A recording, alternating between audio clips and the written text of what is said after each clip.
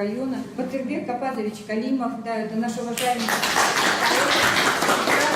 краевед, без которого у нас ни один фильм не снимается. Председатель Совета ветеранов нашего Ленинского района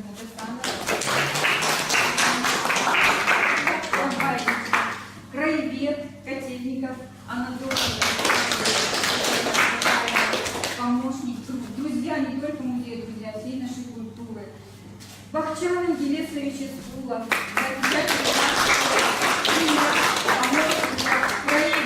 краевед тоже большой буквы. Гуляш Ситкалина Амантаева, замечательный друг. И мы с вами продолжим. Мы хотим, знаете, начать наше мероприятие. Вот, Сергей Георгиевич, вы нас всегда поражаете своими роликами. Мы хотим начать вот с такой веселой. Да, как Сергей Георгиевич собирался ехать к нам в Казахстан. Стихи Сергея Карпова. Ну, не петь.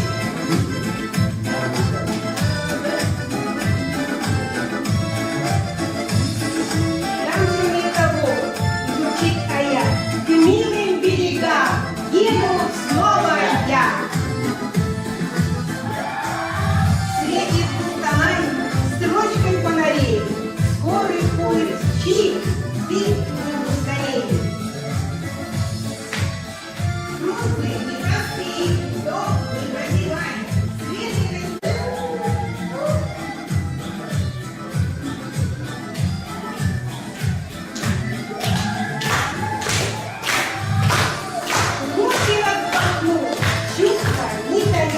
На ветру птицы буду счастлив я.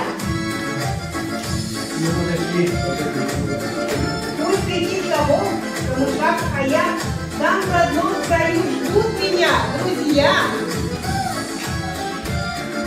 Стакан станет в карман, потечет стакан золотой коньяк. Чаю по устам, топай за окном, здесь в любом дворе. Чужой мне дом.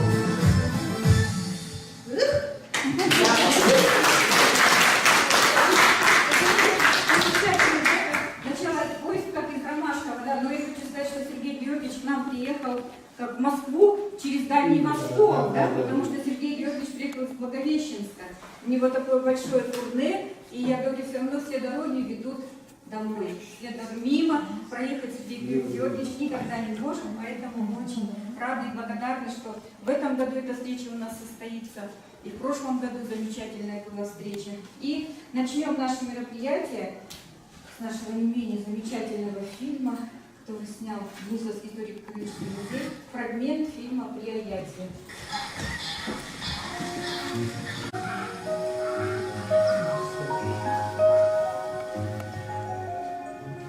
Прашки облаков над степью тает, Ростов теплом полуденным объят, Нас ветры лет однажды возвращает в родимый край, на камысты наяд. Здесь каждая излучина знакома, все плес, помню, здесь наперечет. Она течет не просто мимо дома, она по сердцу моему течет. Пусть обмелела и покрылась тиной, в иных местах иссякнут до ручья. Приют души от будь и от рутины, навеки Запад, тихая моя, перед разлукой, как перед ненастьем. Пусть камыши встревожены шумят. Ты навсегда, любовь моя, счастье, родимый берег, камысты аят.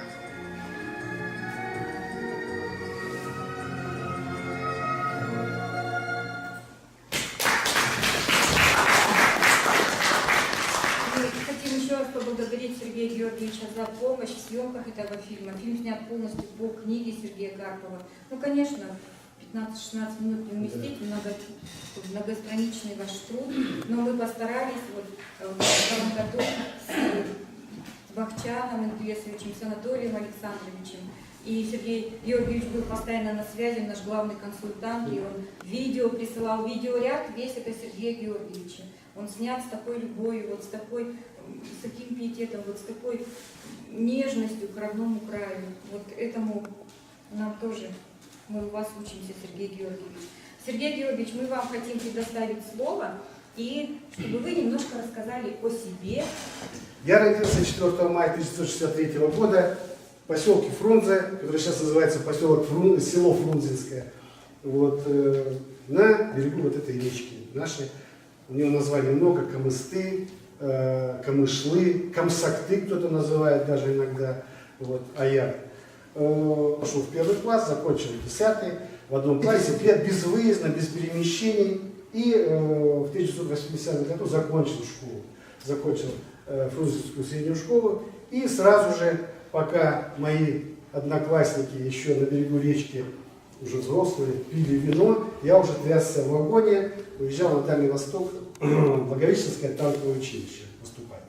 Поступил сразу, в 1984 году закончил это училище, получил звание, воинское звание лейтенант, и все, судьба офицера по гарнизону. В штабе округа я пришел капитаном, уволился подполковником. Значит, появилось время, стал писать книги, вот, потом снова работать. Я счастливым человеком. У меня есть родина, куда я могу возвращаться. У меня есть любимый город Новосибирск.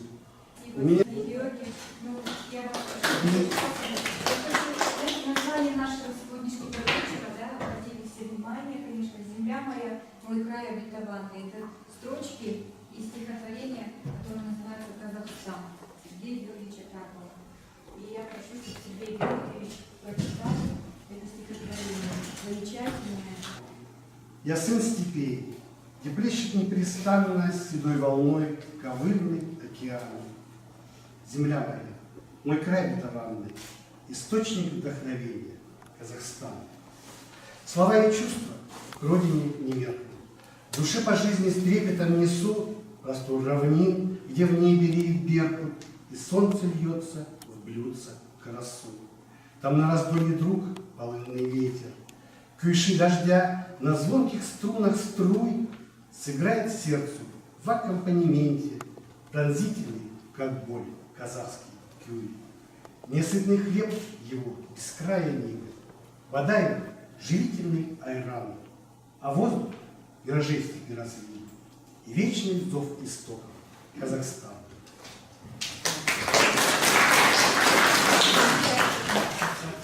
Я хочу сказать, что Сергей Георгиевич всегда открыт для общения. Удивительно интересный, удивительно притягательный человек, с которым, знаете, очень интересно всегда разговаривать, интересно общаться, точка зрения всегда у него на все вопросы. Можно проконсультироваться, поговорить. Мы за это очень благодарны Сергею Георгиевичу. И еще очень главное, важное, что он сумел объединить вот нас всех, вот здесь, тех, кто любит историю своего края, краеведов, потому что, написав вот такую замечательную книгу, да, которая называется, первая самая книга, да? Первая, вот, да, «Огни степи», «Степные огни». Вот, это первая книга. Но мне вот эта первая книга в руки не попала, Сергей Георгиевич, сразу, да, уже сейчас попала, да, уже сейчас в наши цепкие ручки все попало. Вот, и мы очень благодарны, что эти книги есть у нас и в личной библиотеке, и в музейной библиотеке. И вот когда эта книга вышла, вы знаете, она такой произвела вот фурор, да, Гуляша Калинина. Это было такое, когда я ее открыла, стала читать, вы знаете, я была удивлена, какой богатый материал собран в этой книге, изумительный, о казахских аулах, о свинческих поселках, о людях, о баях, да, которых уже даже уже стирает, да, история, стирает память, вот, а они здесь есть, и потом я допытывалась Сергея Георгиевича, говорю, какие у вас источники, это знаете, вот, как еще у нас есть тоже очень интересные наши друзья музеи, археологи из института Маргулана, помните? Они, когда увидели эту книгу, они прочитали в электронном варианте, Галия Газарбаева, Гульнара Жумапекова, они научные сотрудники, у них звания, регалии, они очень интересуются историей нашего края, копают здесь, Гальяна из Ивановки, наши места. И она когда прочитала, она говорит, вы знаете, это научный труд, это такая работа огромная, но единственное, нужны источники. Если бы здесь были источники, да, архивы, документы, ссылки, да, на это вообще говорит, это удивительно. Вот. Ну и когда я допытывалась у Сергея Георгиевича, вот откуда такая информация, да, откуда? Ну вот, сказал, собирал, Бахчан Ингелесович очень много знает, Кудашев Калинина, Анатолий Александрович, вот, то есть работал с местными проверками. Но я думаю, все равно очень много источников и архивных, интернета, Да, очень много. электронные библиотеки. Да, электронные архивы, электронные библиотеки очень много. Поэтому книга замечательная. Вот. А хотела еще сказать, да, что вот в фондах, да, и мы очень благодарны библиотечным фондам, да, Любовь Николаевна, в наших фондах, вот это вот уже 5 книг. Вот 5 книг, да, говорим сегодня. И вы знаете, каждая книга, вот книга и узловатые формы, да, книга, и ветры степей и времен, и вот эта книга, которую в том году нам подарили, другие люди, они все разноплановые, и я поражаюсь вот дарованию вашему, Сергей Георгиевич, и стихи, да, и песни на стихи Сергея Георгиевича сложены, и, знаете, и романтические такие тут, и о любви, ну, о стихе о любви вообще, как Любовь Николаевна, вот отдельная тема у нас, мы любим читать стихи о любви, которые Сергей Георгиевич пишет. А вот эти книги, проза, знаете, она просто вот, ну, она поражает. Я вот в прошлой встрече, да, я рассказывала, вот, над вымыслом слезами обольюсь. Я плакала, когда я читала эту книгу «Страх», когда в конце, ну, вот такая трагическая история любви, да, и это все в наших краях происходит. Ну вот я говорю, Сергей Георгиевич, как у Пушкина, вот над вымыслом слезами обольюсь. Просто я плакала, и вчера тоже перечитывала, книги смотрела. Ну вот не знаю, без слез прямо не могу читать. Я говорю, ну почему вы убили этого Дмитрия? Ну вот заставили бы его в живых, да, такая, ну вот видите, как, это канва, да, канва каждого произведения. Говорят же, что литературные герои, они начинают жить своей жизнью с самого начала произведения. И в конце, если он не погиб, то произведение не получится, да, ну вот, ну все равно так будет. Вот эта книга, знаете, в том году, я когда вот ее тоже прочитала, несколько раз, сейчас у меня дочь подсела тоже на вот эту книгу, я у нее забрала из комнаты, говорю, дай мне книгу, мне надо на мероприятие младшее. Вот, вы знаете, вообще книга, вот девчонки, ну такая любовь и романтика, и пиратский, я бы даже сказала, да, такой романы очень интересные, но вот больше всего мне, конечно, еще, знаете, очень благодарна Сергею Георгиевичу, да, за то, что вот даже, ну, есть мистический, да, такие вот одно такое вот мистическое. Так. Там, принц Генри, это ну, да, пиратско-романтический такой, да, ведун. Ведун, да. Да, вот. И даже, знаете, вот очень приятно, ты читаешь, да, как бы абстракция, да, немножко идет, что вот, это уже правда, вот, интересно так, но упоминание идет о нашем районе, что он встретил, да, свою учительницу на Кустанае встретил, и они проезжают мимо Денисовки, и тоже идет описание Денисовки. Да, ну, не упоминается, что Денисовка, да, но так приятно, что вот в каждом произведении мелькает вот наши края, понимаете, ну кто у нас еще вот никто. Но первое самое, знаете, первое, у меня вообще, вот, я их перечитывала уже, не знаю, 4-5 «Земля и Сидонов». Я хотел книжку назвать прямо. Вообще супер. Опять у меня вот вопрос, легенда об этой, ну, вот, такой, да, легендарной соли, да, которую из глубины веков, да, должны переносить потомки древних ариев, да, на землю, там, где в Индии, да, а земля наша, соль наша, вот это именно драгоценность. Вот такая легенда, а как написано? Ну, в общем, знаете, все рассказывать это невозможно. В библиотеке эта книга есть, да, Любовь Николаевна? Татьяна Григорьевна, есть, да.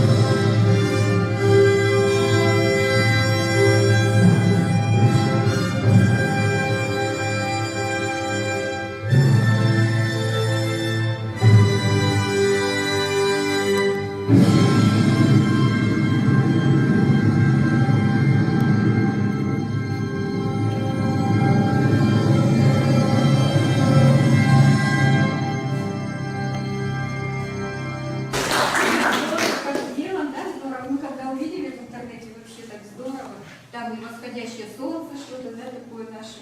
Вот, с мелодиями мстителями что-то такое. Вот 6 новых книг, мы так порадовались. Сергей Георгиевич, вам слово. Расскажите, как родилась эта книга? Книга называется «Послесловие». Вот. Послесловие я в вводной части объяснил в этой книжке, почему послесловие. Развилась такая вещь, что многое как бы недосказанное, недоговоренное, недописанное. Вот, недописанное это при аяте. Да? Потом писал здесь, вот это, по скрипту при аяте, и все равно это дошло по скрипту, после по скрипту надо еще. Вот, вот по скрипту и надо дописка, доделка, до создать, до, скажем так, до трудиться.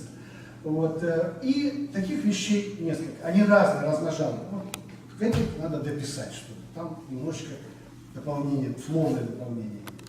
Есть вещи, которые я открыл недавно, то есть уже у меня 61 год, уже тоже не молодой человек, а опа, это новое, да, это надо как бы дописать к своей жизни, то есть открыл, и надо дописать. Поэтому получилось послесловие. Я долго думал о названии. Она разноплановая, она вообще, я там написал, что это как бы есть журнальный очерк, да, есть журнальный, да, альманахов, да, из альманахов. Ну, они селили сюда, и, конечно, огромная часть этой книги и впечатления вот, после нашей встречи прошлогодней. Конечно, я запечатлел сюда и нашу встречу, которая здесь была, и встречи с другими людьми. Состоит эта вот такая сложная книжка из исторических вещей, непростых, вот исторических вещей, которые могут, скажем, кого-то возбудить в каком-то плане, потому что здесь и о новой линии казачьей, столкновения реальные, из исторических, там из пальца ничего не высосано, там документальные вещи, как они тогда писались. Вот. Все здесь есть. Вот.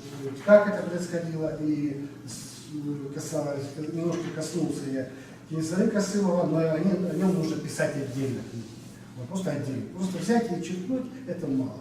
Вот тот же Барон фон Генс, вот, писатель пограничных комиссий, ну и так далее. Это вот старина, это 200-летняя почти старина, вот, ну 180 лет. Это вот документалка, что называется, документально, кому интересно. Но это не все. Сначала мои тут мысли по поводу, что у нас под ногами, под землей, то есть размышления о нашей земле казахстанской, северо-казахстанской, вот, что лежит под степью и так далее, и так далее. Там еще есть некоторые как бы, размышления. Мазары, что такое, и прочее, прочее, прочее. Вот. Это раз. Следующее это история, о которой я вот сказал, там несколько исторических очерков. Новая линия, это Георгиевка, это Константиновка и так далее. Касается именно этих мест. Не то, что вообще, да, а именно вот прямо этого квадратного метра, условно говоря. Вот. И 3 художественных повести. Они примерно такого же, как вот, другие люди, которые вам понравились. Значит, они из этого же, но вот я говорю, как о пожилых. Там любовь именно пожилых людей, что ничего мы там не потеряли, да, наоборот, и так далее, и так далее, и так далее. Там, ну, почитайте, посмотрите. И мистика, есть мистическая не та земля, которая написана о нас, ну, как есть такие приемы, да, фурмановская, это фрунзенская, Фурманов, Фрунзе, вот и так далее. Вот станция Чернотал, это Карталы, это Чернотал же, Карталы. Потом другая станция Балат, это Тобол, там, ну и прочее. Вот, ну, это тоже как бы о наших, но это все, это, да, фантастическое, скажем так, немножко мистическое, фантастическое, вот, но не уходящее в какую-то дикую там фэнтези, нет, вообще. Везде, в любой вот, повести, в любом очерке, художестве, какой угодно, везде есть живые люди. То есть даже если фантастика, там живые в каком плане? Этот человек жил или когда-то, или живет до сих пор. Так что в нем, в любой книжке, в любом произведении есть живой человек. Не все, что там придумано, просто придумано. В любой. Да, есть здесь и стихи. Я стихов пишу мало сейчас. И, во-первых, они очень тяжело пишутся. Я теперь не хочу писать как попало. Вот. У вас поздравляются и хотим, чтобы вы сегодня из своих рук вручили, кому вы хотели подарить. Просто вы, мне чиновник, да? Вот чиновник вроде чиновник, ну да. Таких чиновников еще поискать надо. Душевных, вот, действительно. Какими там просветы на Ливанском? Да, еще не видела. Посмотреть.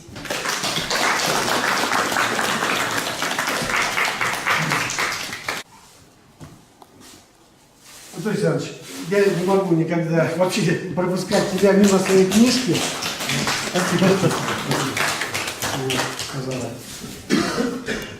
Так, ну, у меня двум человеком я так вот это, наверное, 10 метров, да? И моим самым близким друзьям, вот, это Денисовская библиотека, я буду так называть, потому что официально длинная, и Денисовский музей. Я вот, здесь две книжки, одна личная, заведующая библиотекой, вот, а одна... Вот, и...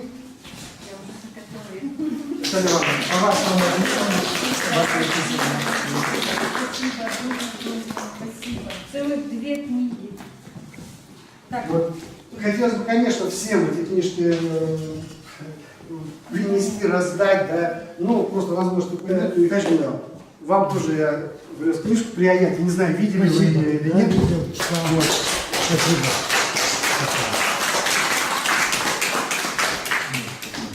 знаете, вот этот блокнот, такой заветный блокнот, такой хороший, это у нас была в прошлом году такая идея. Все, кто были на мероприятии, пусть 2-3 строчки, да, вот добрые, хорошие слова написали. Тут вот все, вот Инна Гимаспановна, Любовь Николаевна, Татьяна таких девчата, вот наши замечательные, кто были, написали. И вот сегодня я говорю, Сергей Георгиевич, там же остались странички? Он говорит, да, я даже ручку эту же самую. Да, я ее утащил нечаянно. Да, и мы хотим она тоже... попала на сибирский университет. Вот, видите, хотим тоже пустить по рядам, по кругу. И каждый, вот, кто желает, да, может написать вот добрые слова. Эти слова, они всегда греют душу, правда, Сергей Георгиевич? Да. Замечательные. Так, ну а мы продолжим, да? Так, благодарим вас от всей души, Сергей Георгиевич. Такие подарки. Посмотрите, сколько уже подарков. Каждый год столько подарков. Это же самое главное богатство, это книга.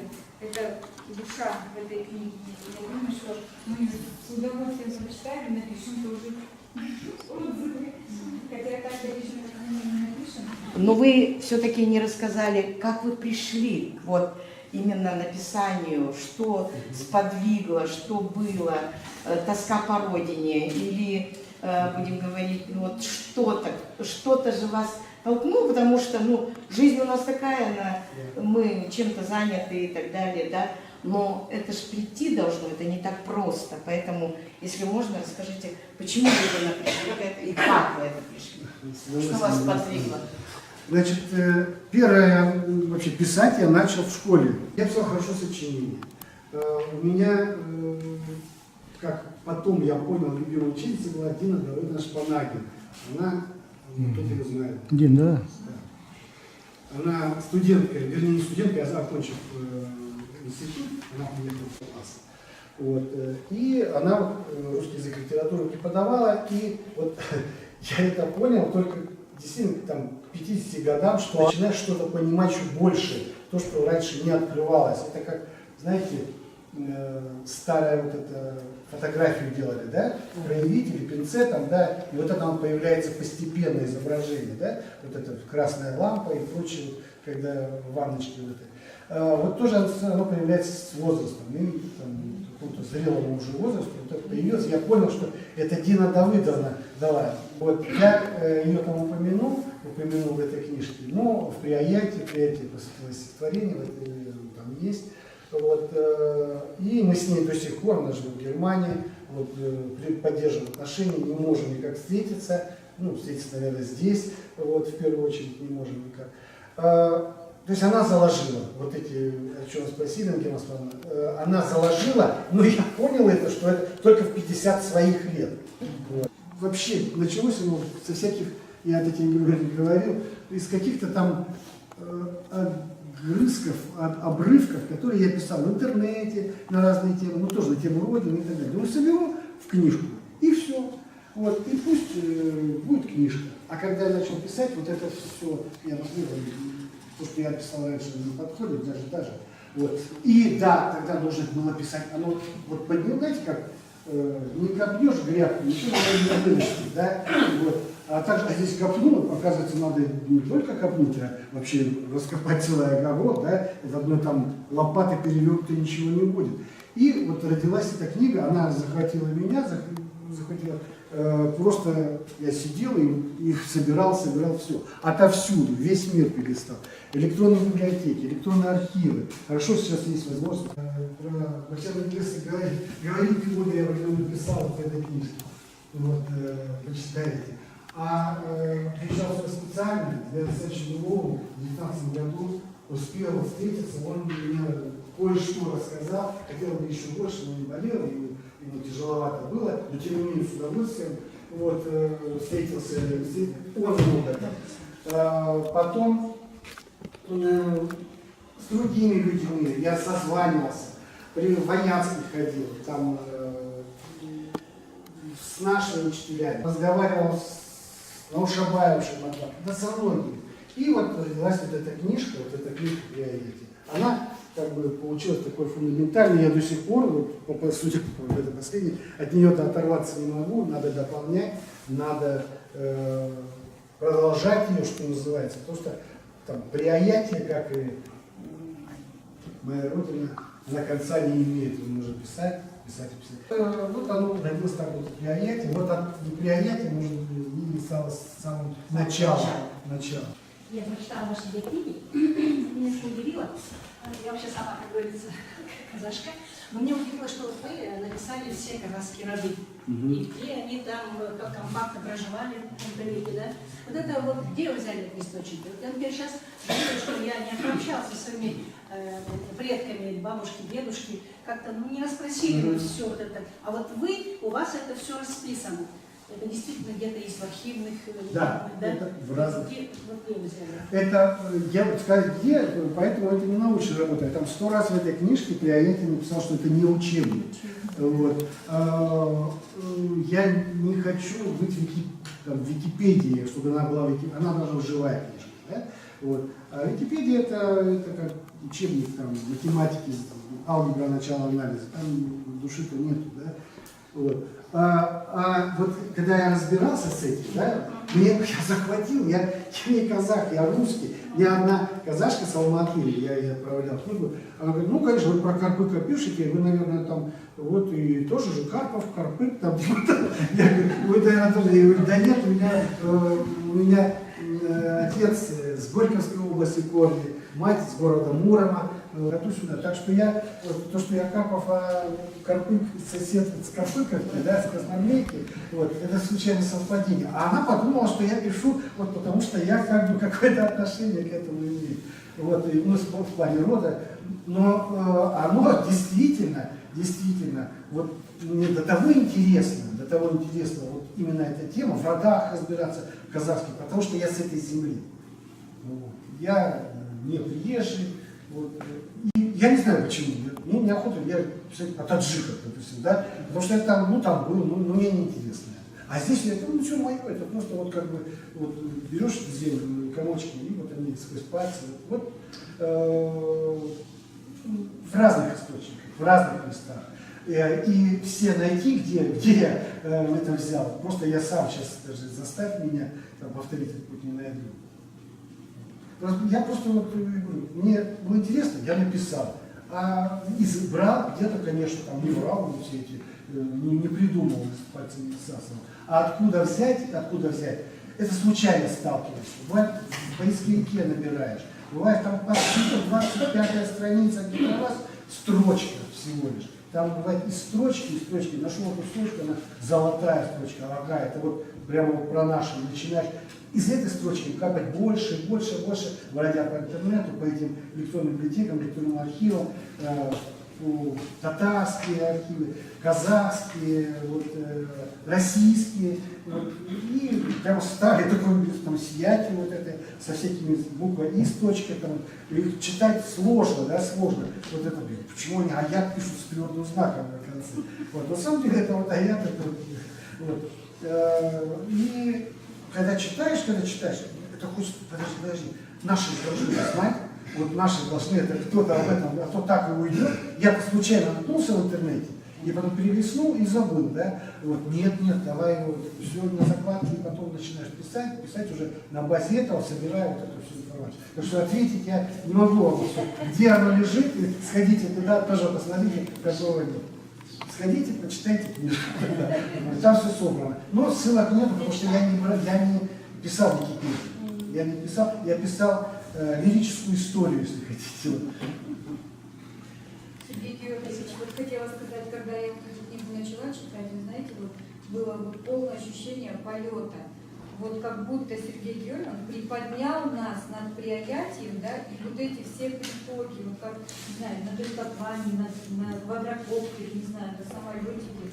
Вот, и просто, знаете, вот просто вот единственное, чего не хватило, карты не хватило, да, потому что хочется не только в своем, да, там, буйном воображении, своей буйной фантазии, да, вот представить, потому что примерно писать, который описывается очень хорошо, где Карагайлы аят, да, начинается, Аршалы аят, да, потом Мугыр аят, да, где падает, что там стояло, какие вот Иодинская, да, бывшая там, вот, потом наш любимый Камысты аят, да, вообще, и вот, ну, знаете, это впечатление, это вот надо просто почитать, это надо, вот, ну, как в детстве читаешь, да, вот «Всадник без головы», да, вот по силе впечатления, да, эта книга, она, наверное, превзошла даже мои вот эти детские впечатления.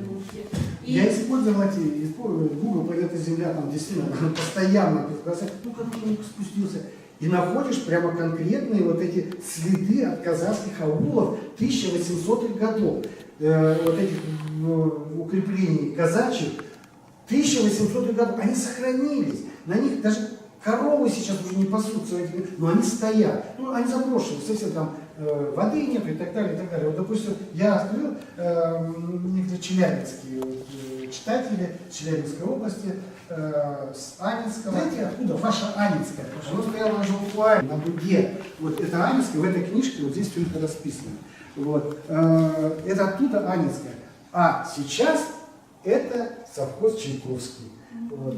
Это бывшая Анинская, это было укрепление, его поставил, вернее ставил туда, пытался ставить генерал-губернатор Перовский, вот, но потом передумали, потому что почему-то, я вот правда сам не могу понять, я там не был, почему-то там пока... Из личного, из семьи. Вы в семье один? Нет, Брат. я старший, конечно. А, еще братья, Да. братья, сестры. Да, у меня получилось, у нас получилось так. Ну, у нас трое. Я старший 63-го, Владимир средний 65-го года и Виктор 70-го года младший. А, они здесь сейчас живут. Вот, и оказалось, случилось так, что я живу в России, средний в Белоруссии, в Брестской области, вот Владимир 65-го года такой, а 70-го года Виктор, он в Германии. Вот, родители лежат в коммунизме. Да, да. Которые вот по Приаятию мы когда снимали фильм, я вот очень благодарна Сергею Георгиевичу, да, вот если бы не эта книга, да, до сроду бы мы никогда вот по этим всем дальним аулам, всем дальним станицам, да, Вахчан Георгиевич, Анатолий Александрович, до сроду бы я тогда не... А я такие красивые места увидела, что там Америка отдыхает, да? Вообще, ну, супер, поэтому вот спасибо вам огромное за это. И вот эти вот кадры, да, где это вот рабочие Леночка, кадры. да, Леночка, ты снимала, да? Да, рабочие кадры, всегда мы снимаем рабочие кадры, да. И вот, если сегодня у нас будет желание, время, мы хотели бы в конце весь 15 минут, но это, если получится, да. А сейчас я хочу предоставить слово Наилю Алдахметовичу Галимжанову, нашему уважаемому гостю, почетному гражданину Денисовского района. Ваши впечатления, Наиль Алдахметович? Как я на совпала, да? Я подполковник, генерал. Я не на военном совете. Я немножко уйду в прошлое. Для меня актовый зал – это из школы. Это была школа 8-летняя, очень такой знаковый. Единственное, я только немножко отвлекусь, у меня есть сейчас, видимо, с возрастом я отвлекаюсь от основной темы. Сергей, извини, пожалуйста. Здесь был актовый зал, вон сидит моя одноклассница Галя Харченко. Здесь у нас был Новый год. В 4 классе, в 4 классе здесь был Новый год. Я почему вспомнил этот актовый зал? Мы здесь не учились, но здесь был у нас Новый год. У меня костюм черта. Приехал двоюродный брат в отпуск из армии, мне сделал костюм черта. Мама мне дает 20 копеек и говорит, иди постригись, будет комбинат. Я бегу мимо кинотеатра, вот тут фильм, начинается через минут 15-20. У меня 20 копеек, 15 копеек прическа, 10 копеек билет, 5 копеек не хватает. Выбегаю, тетя Сима была. Да. Тетя Сима. Я говорю, тетя Сима, меня посадите на лысо. Она говорит, как на лысо? На улице нету 25. Как на лысо? Я говорю, ну не на лысо. А мама знает, да, мама сказала, чтобы я на лысо постригаюсь на лысо, она мне дает 10 копеек, я прибегаю и в кино. Пришел, посмотрел фильм, прихожу домой, снимаю шапку, мама заплакала меня раз, и к Симе заходит. Как сейчас помню, Сима, что ты наделала? А Сима говорит, так он сам сказал, что ты сказала. Она говорит, ну неужели я тебе не дала бы там 10 копеек на кино? Я говорю, я уже опаздывал, времени нет. Извиняюсь, что я... Здесь я вспоминаю встречи с вице-адмиралом Усатовым на первом этаже. Анна Ивановна Андрусик, ее одноклассник, проводил здесь встречи. До сих пор помню, на первом этаже. Сергей Григорьевич, хочу сказать огромное спасибо. Это такой тяжелый труд вот написать, тем более уйти в историю. Это целый научный трактат. Вот, на самом деле, целый научный трактат. Поэтому вам спасибо огромное. Вы настоящий краевед своего края. Тем более Денисовский у нас не так много уже в Денисовском районе краеведов. Вы сказали, я не Денисовский. Для меня вот родные секты с Денисовского района. Что путь коммунизма, что крымский, что баталейский, что покровский. Когда я слышу это название, это те совхозы, в которых я мальчишкой в школьные годы бывал с ребятами, с Диной Шпанагиной, она жила, Вити Бедина. Да. Ну это все тоже и Дину, и Витю, если Пермь вспоминать. Через 3 дома от нас. Да, хоть он не постарше нас. Поэтому очень, я с удовольствием, я перелистывал, говоря оперативным языком, переиллюстрацией занимался книгой нашей предприятия. Послесловие я тоже почитаю. Почему? Это меня настроит на будущее, чтобы я тоже что-то сел писать. Хотя, нет, не иначе. Пока не до того. У нас с Батором Капазычем совсем другие планы. Здесь Денисовки. Я скажу откровенно, приезжаю в Денисовку, я приезжаю каждый год, у меня есть дело до всего.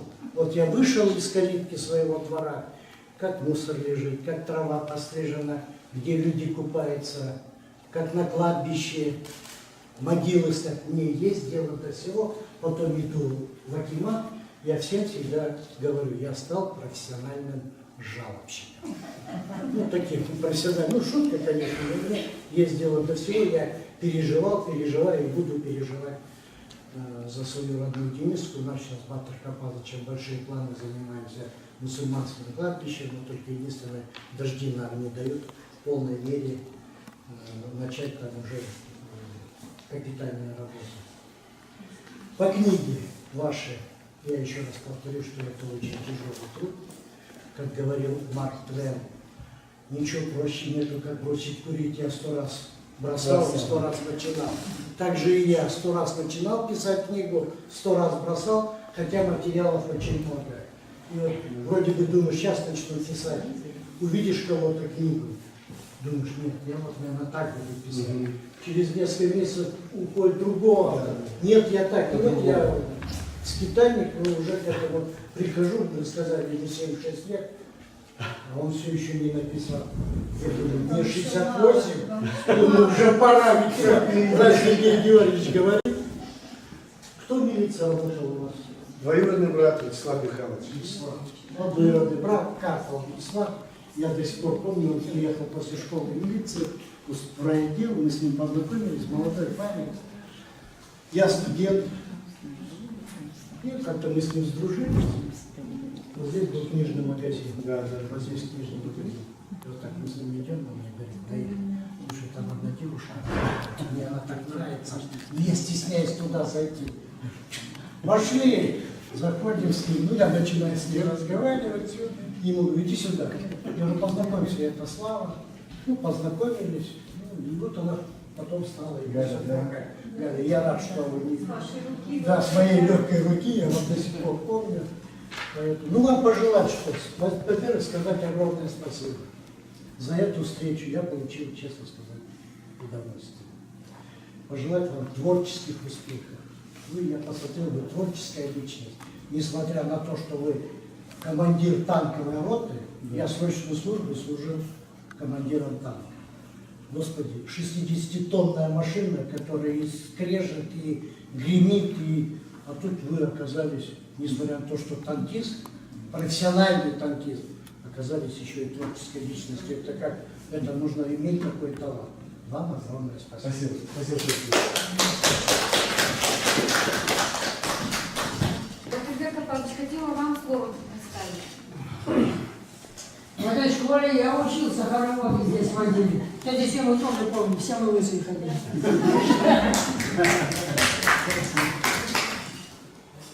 Вот. Это надо, Дима. Вот это тоже надо. Вот не. А видите, моя какая маленькая. Даже подполковник. Так. Я только зашел, не красу сразу делал бумажку, карандаш. Вот такой карандаш, что тебя здесь видели. Точно. Когда-то Долгоня написала до четверостишья, экспромтом. Здорово. Я просто Да, завидую. да. Сейчас я его найду. Себя неважно чувствую, чересчур мне льстят в речах, как будто я присутствую на собственных похоронах. К чему я? Вот в этой книге написано денисовцев. Надима, Бахчан, Наташа, Любовь Николаевна и я. Да? Меня мама в детстве так не хвалила, когда я хорошо учился. Как нас здесь расписать?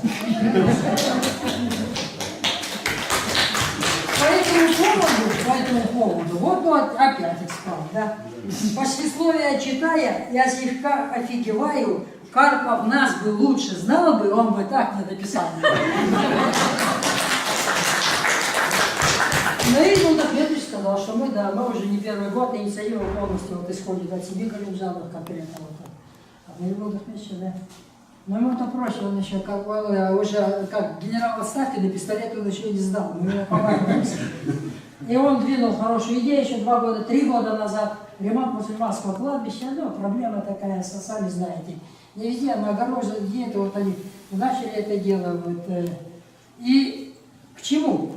Там у нас на кладбище, когда выходишь, с правой стороны каменные валы лежат. Я когда был пацанём, мне батя говорил, вот уже Алматажа.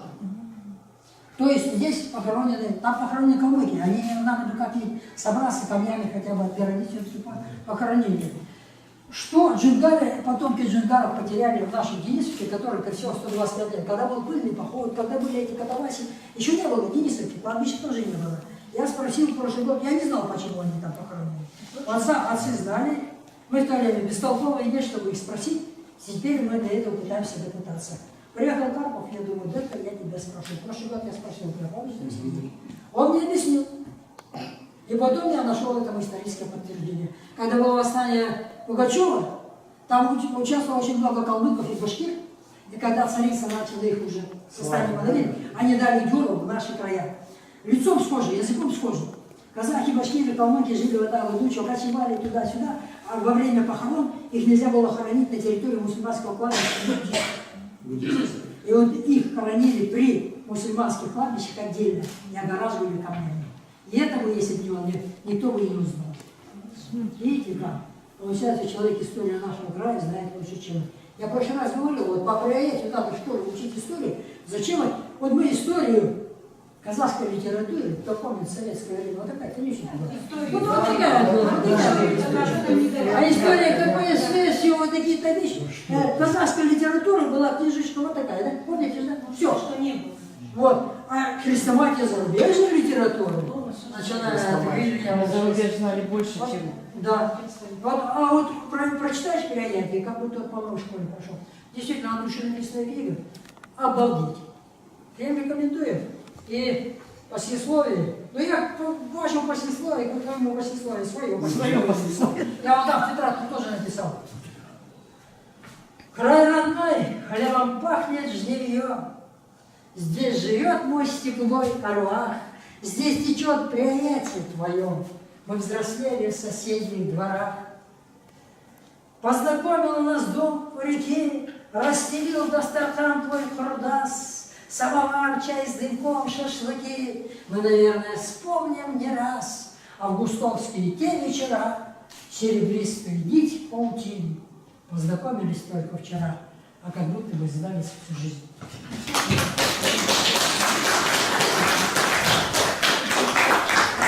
А теперь показывают черновички нам сдать. Это не красиво. Сценарий мой.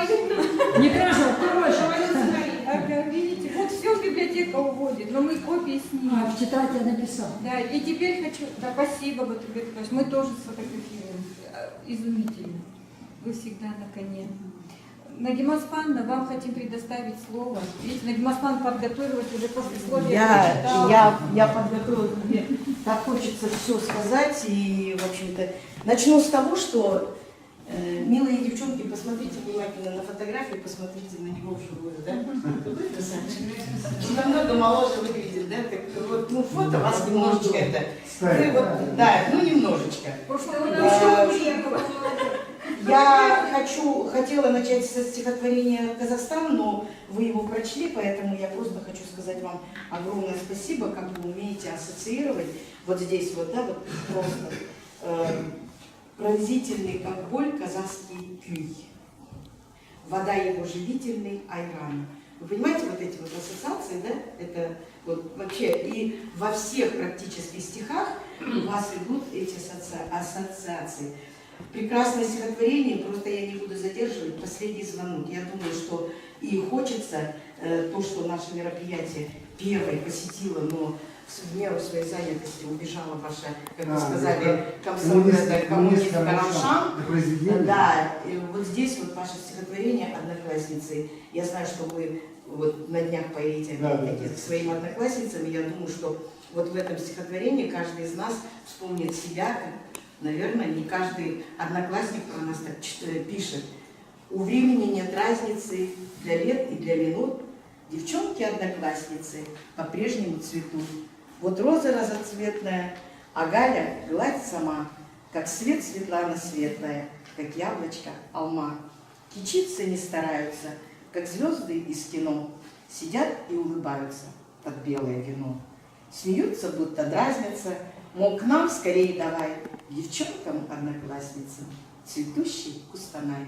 В цветах весенних веточки сведете вы с ума. Ах, розочка, ах, Светочка, ах, Галя, ах, алма. Вот я думаю, что вот каждый из нас, да, наверное, вот, воспринимает это.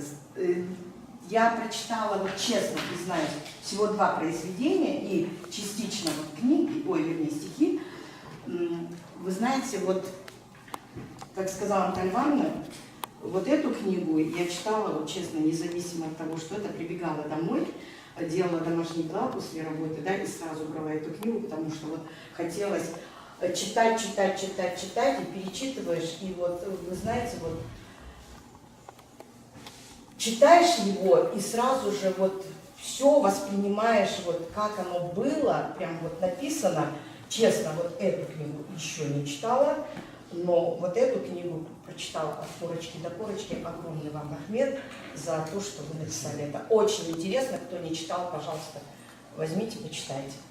И из этой книги, уже я ее еще не но первое, что мне бросилось, когда вы показали, я, девчонки, вам хочу прочитать вот произведение. Опять-таки здесь тоже есть ассоциация, вернее, кто она. Кто это там с кокетливым румянцем, с волнующе распахнутым пальто спустилась с неба солнечным посланцем, дыхание сбивая людям? Кто? Струится у виска залитый окон, под каблучками тает рыхлый лед, а следом шепот слышится из окон. Что это за прелестница идет? Зефир, предчувствие с нотками жасмина, сведет загадкой имени с ума. Мария, Ефросиния, Ирина, Сюзанна, Эмма или Фатима. Все имена подходят чаровнице, в любом всепоглощающая страсть, и трудно сердцу ею не плениться, и в безрассудство юности не впасть. На окна поведет игриво бровью, плеснет из-под ресниц голубизной, зовут красотку, кажется, любовью, окружающей людям головы весной. Я думаю, каждый из вас правильно представил на любое имя, поставь, да, это будет о вас, прекрасные девчонки. Так, это ваша книга, это моя теперь книга. Я хочу сказать вам огромное спасибо, что вы приехали. Так хочется продолжать и продолжать нашу встречу, но, сами понимаете, да, каждый хочет что-то сказать. И очень много красивых. Вот в этой книге я увидела опять казашка, да, стихотворение про любовь, про все. Я хочу вам... Тайжан сегодня открывал этот наш праздник, будем говорить, праздник встречи с вами. Он сейчас вам подарит еще одно произведение «Туганжер». Место, где вы родились. Но перед этим я хочу... Вы же мне подарок подарили. Я хочу вам подарить бутеечку. Вот под цвет почти нашего флага с казахским орнаментом. И, конечно же, самое, будем говорить, это юрта, это она без углов, она с шанраком. И вот здесь вот лежат конфеточки, вашим девчонкам передадите с нашей земли, ну, символами Казахстана. Спасибо. Вам на память скромно, но так. И если можно, мы сделаем вот так. Пока Тайжан будет это, вы оденете тюбетеечку. Да, прям оденем вот так тюбетеечку. И мы с вами, да, и мы с вами вот так вот. Прям на память сфотографируем. Юрточка это девчонка. Спасибо огромное. Ну и песня в исполнении Жанна Тайжана, песня «Маджер вам». Басында Қазақстанға қош келдіңдер, қазақ елімен қарсы алдық. Ендігі бұл өзінің туған жері осы Денис ауданында болғаннан кейін бұл өлеңнің өзінің жұмбағында бар. Алыс кетсем мен сені аңсап жүрген туған жер деген сияқты. Бізден алыс жүргеннен кейін туған елін аңсап келгеннен кейін осы бір әнді тауып өтті. В переводе означает «Уезжаю далеко, но возвращаюсь с любовью».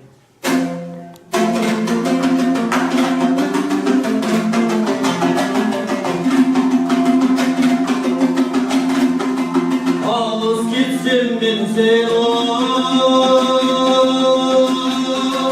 аңсап жүрем, сағыныштың сазымен ән салып жүрем туған жерім. Ауылымның өтінен қымбат маған белдер ай, қымбат маған туған жер.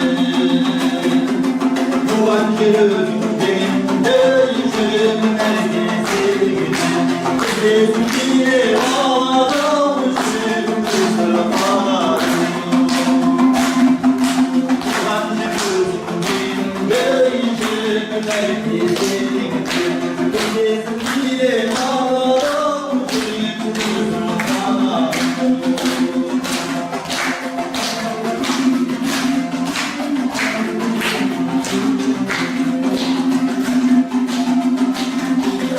Өзді қартағы жайнайтып, далам гүлдің қасиетін ау қашандау, адам білген туған жер. Бұл өмірде шіркін ай,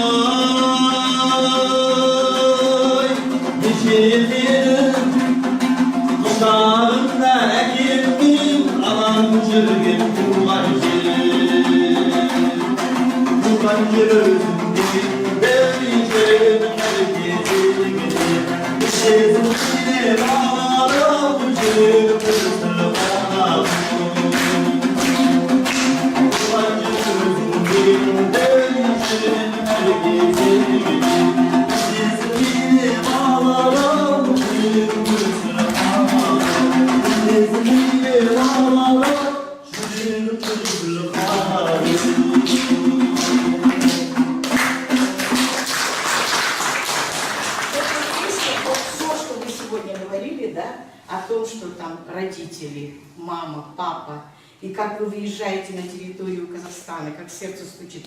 Жүрегімді қағадал, это сердце стучит. Вместо родителей. Вот в этой песне, будем говорить, это вот как все, что вы сегодня говорили, вот оно все в этой песне. Спасибо большое. Тайхан Ильмжанов, музыкальный руководитель района. Я его не первый раз видел. Я слежу за жизнью, культурной жизнью. Я много раз видео, все концерты, я все смотрю. Спасибо огромное. Любовь Николаевна, любовь наша, вам слово.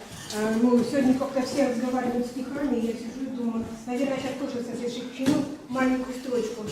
И вновь июль, и с нами Карпов. Как здорово, что все мы здесь сегодня собрались, да? Во-первых, очень хорошее, замечательное стихотворение «Бессмертная песня степей». Вот в этом как раз произведение. Мне в детстве незримые птицы с небес наставляли «Успей на долгую жизнь напоиться раздольем родимых степей. Успей надышаться полынью и ветреной далью полей, высокой сияющей синью бездонного неба степей. Манить будет глупое сердце туда, где сытней и теплей, но только ему не согреться без знойного солнца степей. Пройди хоть весь мир поднебесный, нет края на свете милей, чем тот, где протяжные песни поет вольный ветер степей. Летит быстротечное время, запутавшись гривой коней, и плещут тревожно остремя ковыльные волны степей. О бренности жизни хабары, взывая, несет суховей, и скорбно маячат мазары, задумчивой дали степей. Не с неба незримые птицы твердят, как и прежде, успей. Душой покаянной слиться с привольем родимых степей. И сможешь тогда возродиться ты в вечных напевах степей. Здорово, да? Произведение «Казашка» я все-таки успею это непоспанно прочитать. Ну, молодец. Когда в родной степи рассветом ранним седые ковли ложились росы, я взглядом юным был твоим замечен в разливой ковлей черноволосых.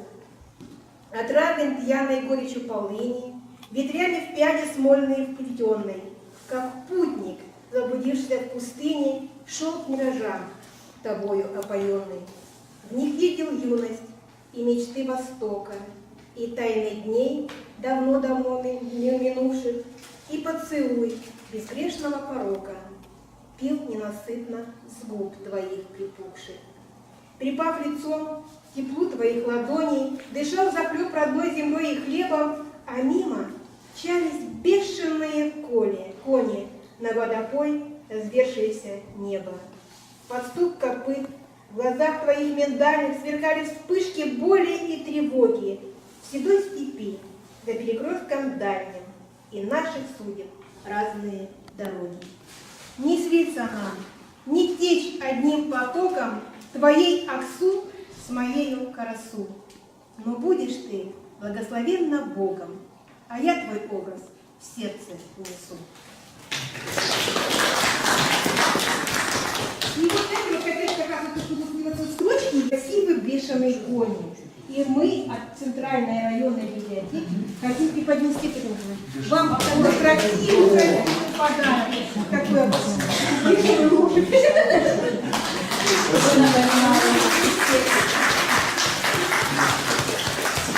Спасибо большое. Ну и, конечно, как же не о любви, да, тоже в этом произведении, последнее стихотворение Елизаветы. Ну,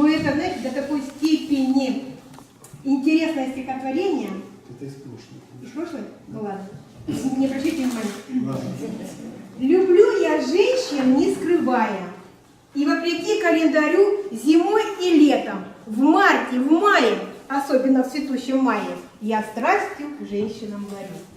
Прошла пора цветов весенних, настал черед других цветов, но опьянением вдохновенным, как прежде, к женщине любовь. За летом осень, южит зябнет, декабрь буранный впереди, но гордый титул старый бабник ношу, как орден на груди.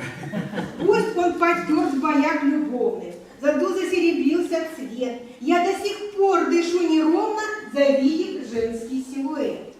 Пусть перезрелые черешни в очках давно, и мой амур, но, как и прежде, делом грешным схожу с ума от их фигур. Свой час последний, не в миноре, за бурной ночью поутру я не от страстей и хвори, я от страсти к женщине помру.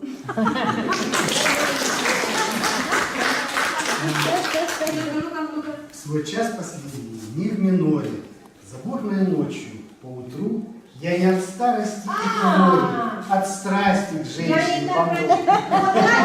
Спасибо огромное. Спасибо вам. Сергей Георгиевич, вы, как всегда, у нас долгожданный. Вы всегда у нас, мы прям ждем ваших встреч. Особенно я, да? Чтобы почитать вот здесь нашим гостям стихи, которые написали вы. Спасибо. Мы хотим еще предоставить слово Булату Куланбаевичу. Тоже скажите ваши впечатления, пожалуйста, да. Председатель Совета нашего района. Напомнить. Здесь я учился, это был автовокзал, 8А, здесь я учился, вот, Галина Хачи, тут сестренка Юлия, отечество, есть минута. Ну, конечно, очень рада, что вот вы есть, что такие книги пишете. Я думаю, что вы это не будет последней, еще книги будут. Спасибо. Мой вот, музей вот нам дает книгу тоже вашу. Она вот у нас в Совете ветеранов, пенсионеры будут заходить, если надо будет брать, там, день-два, или читать будет. Поэтому желаю вам творческих успехов, чтобы нас не останавливаться, здоровья вам, ну всего вам доброго.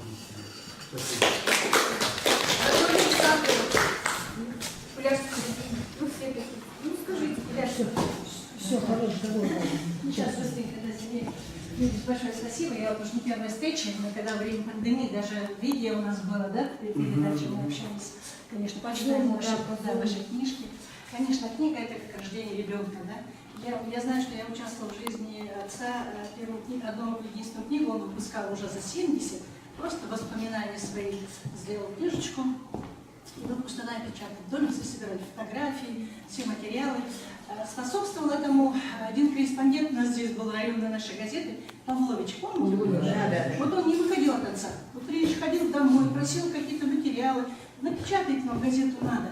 И вот отец печатался и все эти материалы складывал. А уже в конце его жизни он говорит, чуть не написать книгу, да?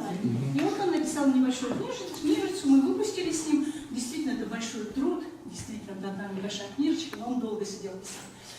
И раздали только все своим родным, близким, друзьям. Я вот знаю, даже Анатолий Александрович последние вот 2 книги он мне выпросил. Одну в Германию, другую в Испанию ушла, да, ваша родственника. Ага, и вот я там удивилась, что все-таки книга, она вечно остается. Она, в смысле, люди вот заново могут через века его прочитать и что-то вспомнить, что-то вот. Я вот как-то говорила Сергею Георгиевичу, говорю, вы что там живете в России? Вы так хорошо пишете про наши края. Мы здесь живем, мы этих красот не замечаем, да? А вот в вашем, в каждой строчке, в каждом слове такая любовь, такая тоска, такая ностальгия вот чувствуется. И я говорю, переезжайте, живите у нас здесь.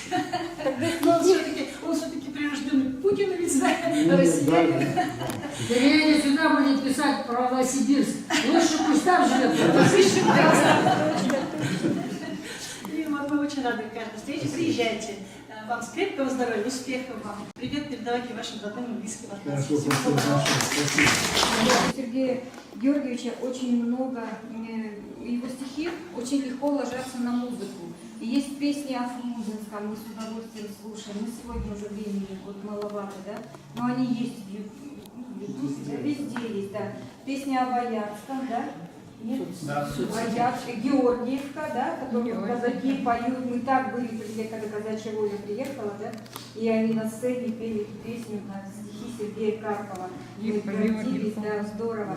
И, знаете, вот закончить мы хотим все-таки 2 минуты еще вашего времени из нашего замечательного фильма документального «Приятие», вот, завершить тоже словами, которые говорит Сергей Георгиевич. Я родился здесь, на этих берегах прошло мое детство, началась моя юность, здесь мой дом, мой исток. Нет для меня на свете дороже земли, чем это, где бы я ни жил, лишь сюда всегда стремится душа, а сердце помнит каждый камень.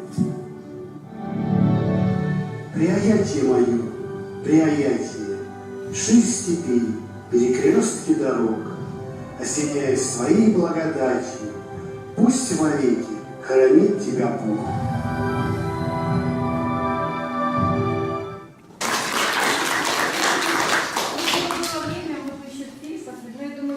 Вы знаете, вот честно скажу, всякое, да, у нас и в работе бывает, и в жизни бывает. Но вот когда нам вообще так тяжеловато бывает, да, я говорю, так, девчата, берем чай, идем в выставочный зал, у нас там экран, и включаем фильм «Приятие», включаем фильм, где Батор наш про Тобол говорит, да, и мы отдыхаем душой, когда смотрим вот такие фильмы, которые тоже сняты с душой, я вот думаю, да. Да. Поэтому это такая душина, это вот столько людей, столько вот в ваших фильмах, это вот не объять, понимаете, не объять это. И спасибо вам, что вы даете нам силы, вот своими книгами, своими, когда прочитаешь, сразу, знаете, вот, по-другому смотришь на жизнь, да, хочется делать добро, да, продолжать делать добро, увидишь, какие люди замечательные, да, живут в нашем крае, видишь по-другому нашу природу, наш край, а стихи прочитаешь, вообще душа разворачивается, да, о Казахстане, о родине, что вы вот Нагима Спанского правильно вставляете, да, вот эти и Карасу, и Аксу, да, и Кюй, и Айран, и ну вот все наши слова, еще объяснения там, ну, нам-то не надо объяснять, да, там всегда, но для широкой публики, конечно. Поэтому огромное-огромное вам спасибо за эту встречу, потому что встреча состоялась спонтанно. Вам слово. Послесловие. Спасибо большое. Ну, во-первых, я говорю, фильм это не мой, это фильм ваш. И вся душа, вот, все, кто создавал этот фильм здоровский, и люди, которые никакого отношения к Казахстану не имеют, они даже, может быть, не знают, где этот Казахстан находится, тем более мой Казахстан, вот этот. И то они в Новосибирске, в Москве, и они вот смотрят его с таким удовольствием, и прямо как бы, с удовольствием. Вот. Поэтому спасибо большое вам огромное. Потому что это вот реальные отзывы посторонних людей, никак не заинтересованных. И я хотел сказать не о земле. О земле и так сказано много, написано много, показано много. А вот эта новизна, послесловие, условно говоря, тоже люди, которых я, грешный, не видел раньше, когда был молодым еще человеком, приезжая сюда, не вглядывался, не всматривался. Ну, правильно, вот это вот идея, да, вот эта вот жизнь такая, все, вот не до людей, друзья, одноклассники, это все. А когда начинаешь всматриваться, сейчас уже не так слышно эти поля и там на эту речку, да, на эти камыши, потому что они уже пережиты, они даже выплеснуты в книгах. А вот о людях, и вот здесь вот как раз я написал в этой книжке, вот, о вас, о многих, может, кого-то там не упомянул, но именно о вас. Вот это огромный ресурс, как бы в земле Казахстана вся таблица, да, Менделеева, а и о людях. Там этих таблиц, может быть, и написанных, да, не расчерченных, об этом, вот как раз И вот сейчас очень интересно с людьми. Люди-то, мы вот забываем часто, да, вот эти родные края, это все хорошо, птички, вода там, а вот о людях, и вот сейчас хочется писать все больше и больше, вот какие-то именно не описание природы, да, живой, но без людей, а именно наоборот, о людях, о вас, вот именно о вас, живущих здесь, может быть уже и других, которых нет, да, вот о них-то как раз больше желания писать, потому что это огромный такой рисунок, огромный блок, да, это и не просто формальные вот, как заметки, да, вот, там, участниках войны, вот, они же все-таки такие больше формальные, да, лаконичные, вот, а именно писать вживую, чтобы как бы не словословить Шерера, да, вот, но все и так словословят, а вот написать, вот он такой Шерер, вот он живой человек. Да, какой он есть, вот, чтобы со всех сторон его, что называется, писать. Вот и вообще о всех. Вот спасибо вам огромное, потому что вы дали мне вот как раз вот это открытие и какие-то перспективы в этом плане. Вот если бы этих наших встреч не было, встреч с другими людьми, тогда бы, ну, наверное, как бы, ну, было бы все-таки это нищее такое существование, а сейчас я очень богат еще и этим общением, вот, памятью, потому что мне вот это заряда июньского в прошлом году хватило на всю эту сибирскую зиму, которая была теплая, кстати, вот, может быть, поэтому, значит, и оно дает вообще заряд на долго-долго. Спасибо вам огромное, потому что вы вот это тепло, вы вот даете энергию, вдохновение, самое главное. Тепло, энергия одно, это физика. А вот вдохновение это совершенно другое, это душа. А если душа, то все остальное, как бы, все остальное это может. Спасибо вам огромное. Спасибо нашим сегодняшним участникам. А вот наша уважаемая, вот, пожалуйста, видите, цветами вам пришла наша. Спасибо большое. Петра. От меня дожили мои с Покровской земли. Да, я с Покровской земли. Да? Но живу здесь, мне 82-89 год. Живите долго. Желаю много большого творчества, мирного ясного солнца, семейного благополучия, радости, веселья.